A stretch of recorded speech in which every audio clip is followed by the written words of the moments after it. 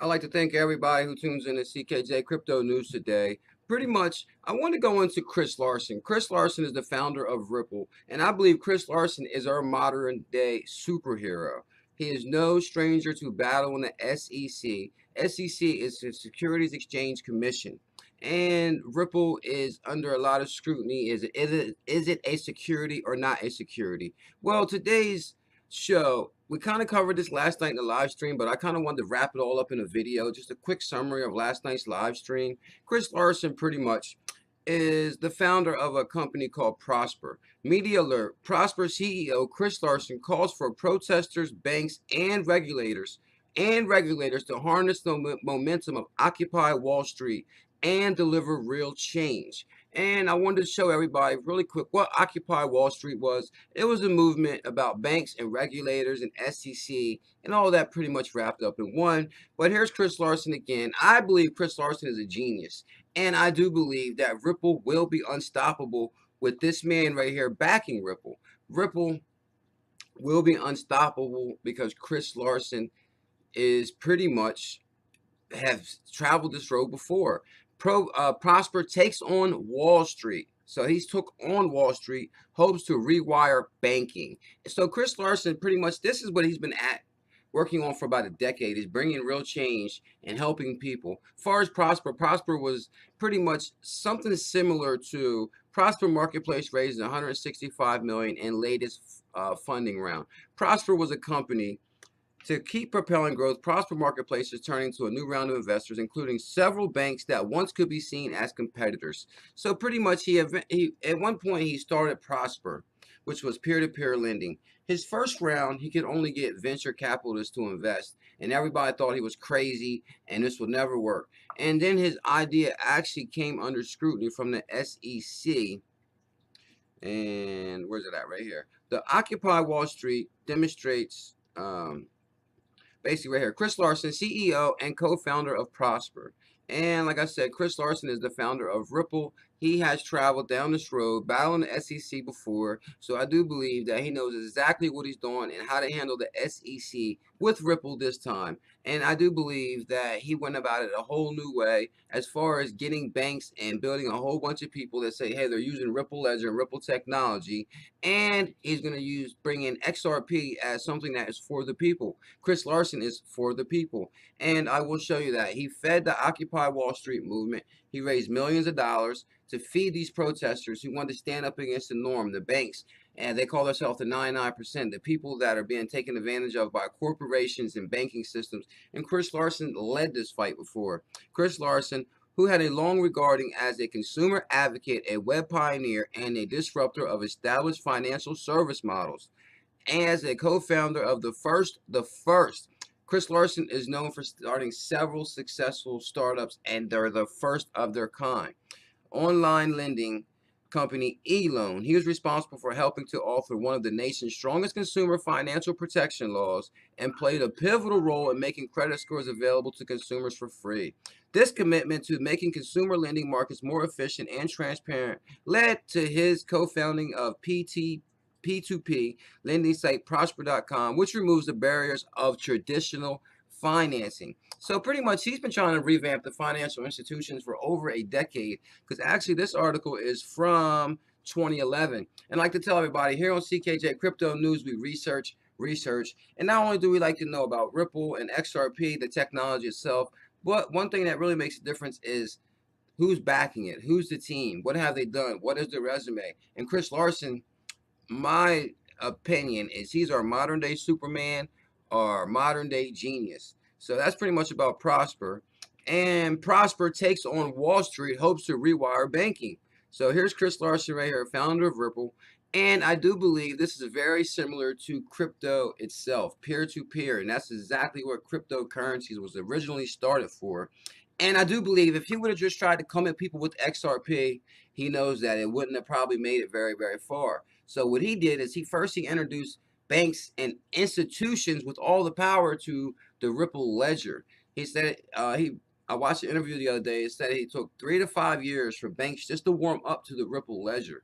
So And now another part of that is introducing them to XRP, which they will use because banks have $27 trillion caught up in escrow. Some banks have 100 different uh 100 different currencies. That's very expensive to maintain that many currencies for cross-border payments. Peer-to-peer lending startup Prosper makes no secret of its support of the Occupy Wall Street movement. And really quick, just in case you don't know what Occupy Wall Street is, and I did tweet all these articles, Occupy Wall Street goals include a reduction in influence of corporation on politics, more balanced distribution of income, more and better jobs, bank reform, especially to curtail speculative trading by banks. Damn. Forgiveness of student loan debt and other relief for indebted students. Indebted. The alleviation of the foreclosure situation. Some media label and protest anti-capitalist, with others disrespect the relevance of his label. Nicholas Kristof, the New York Times, noted, while alarmists seem to think that the movement is a mob trying to overthrow capitalism, no one can make that case. On the contrary, it highlights the need to restore basic capital principles like accountability. Rolling Stone writer Matt Taba asserted. These people aren't protesting money. They are not protesting banking. They are protesting corruption on Wall Street. In contradiction to such views, academic wrote, capitalism is now clearly reemerging as the name of the problem. Basically, America's faced high unemployment, credit collapse has ruined the housing market, and tightened lending among banks. And I do remember around this time that a lot of projects just stopped getting built right in the middle. Banks just stopped lending money from over lending money, taking advantage of people. Basically, so that's a little bit about Occupy Wall Street. And right here's Chris Larsen. Prosper takes on Wall Street, hopes to rewire banking. So this is what he did.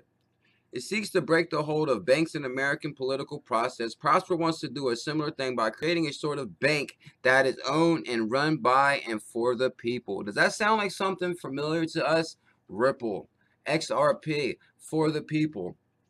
And I do believe that first he had to get pretty much, and this is what I think he did, because priorly he's battled the SEC. We kind of covered this report last night right here. Basically, Larsen calls for protesters, banks, and regulators to harness change. Prosper Marketplace. Right here, Prosper back to making loans, still battles SEC. And the SEC is Securities Exchange Commission. So this is a huge article right here. I did tweet this one. This one is from 2010. So this pretty much says that, hey, Chris Larsen is no stranger to wanting change for the people. And Prosper wants to do a similar thing by creating a sort of bank that is owned and run by for the people, peer-to-peer, based on near the Occupy Wall Street encampment in San Francisco. Prosper is using crowdfunding site Indigo to host its 99 Sandwiches campaign, money raising to donate 99 sandwiches per day to feed the protesters. But Prosper's own platform has the power to do more than donate sandwiches. It could shape up the banking industry at large. If its model catches on, which it did, it created, after he created this, basically Wall Street came after, I mean, not Wall Street, but the SEC came after him. They did shut him down for about 8 months. He paid $4 million, pretty much buttered a lot of palms. Pretty much he won the case. And after that, there was many copycat companies that are now billionaire companies from copying his idea. But Prosper's own platform has the power to do more than donate sandwiches. It could shake up the banking industry at large if its model catches on. Everybody knows that banking is broken. The system is broken. Prosper co-founder and chief executive officer Chris Larsen told VentureBeat, a crowdsourcing conference in San Francisco today, there is no reason with the technology we have today, all this great stuff, that you couldn't completely rewire banking in 5 years. That's a bold claim. Prosper makes it possible for individuals to lend out money and earn interest on money they lend. So it pretty much goes into that. Larsen invested $10 million and spent 5 years fighting through a ramble of regulations meant to protect banks and stifle innovation. Damn, as evidence of banking industry's hold over political system, Larsen point, and pretty much, and this is why I believe he said Ripple is working with the banks right here, because he knows to get the XRP to the people, first he had to get them comfortable with the Ripple technology. Chris Larsen is a genius. He knows exactly what he's doing. I'm backing Ripple, and actually Ripple price is looking amazing right now. It's almost back to, there's bad news and good news. The bad news is the price of Ripple's down. The good news is the price of Ripple's down. You might be able to get two for $1 again. This is huge. Larsen pointed out that there are 61 members of the House Committee on Financial Services. He knows all about this stuff. The legislative entities that governs banking and finance. He said there are perhaps 2 startups that exist today that are able to change interest on peer-to-peer transactions out of the many as 100 that we started around the same time as Prosper. So pretty much, this is what I said. I kind of wanted to just show everybody. Larsen's last company was eLoan, which he co-founded in 1998 and eventually took public. Prosper is going to need luck, time, and a lot of support if it's going to have the chances of taking on $1 million and trillion-dollar financial industry. Guess what? Chris Larsen won. See, this is huge. This is huge. Accounts for 7 to 8% of the U.S. gross domestic product, twice as large as a portion as it commanded in the 1960s. Chances are slim that executives and banking giants like Citibank and Bank of America are worried much about Prosper. Yes, they are. And that goes into this other article right here. If they have even heard of it, and they're what's the call, or they're not taking him serious, and he caught them off guard. Such long odds don't daunt Larsen. He has a passion to push him forward, and that is the truth. We are in a crisis here. We have yield starved world. We have a credit starved world, which is kind of funky. That means banking is truly not working. So this is huge, crypto pioneers.